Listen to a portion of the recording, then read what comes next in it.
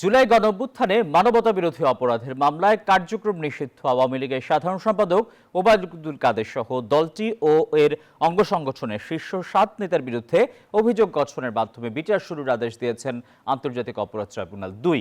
বৃহস্পতিবার আসামিদের বিরুদ্ধে আনুষ্ঠানিক অভিযোগ গঠন করে আদেশ দেন বিচারপতি নজরুল ইসলাম চৌধুরীর নেতৃত্বাধীন ট্রাইব্যুনাল ২ এর ৩ সদস্যের বেঞ্চ।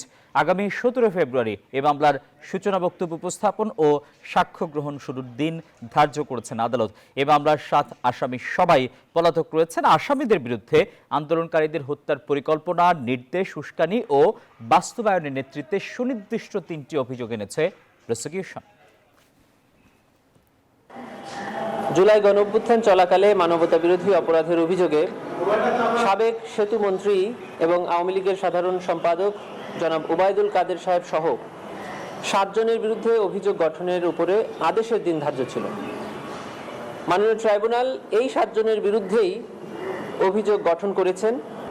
তাদের বিরুদ্ধে আগামী ১৭ ফেব্রুয়ারি ২০২৬ তারিখে ওপেনিং স্টেটমেন্ট এবং প্রসিকিউশনের উইটনেসের দিন ধার্য করা হয়েছে।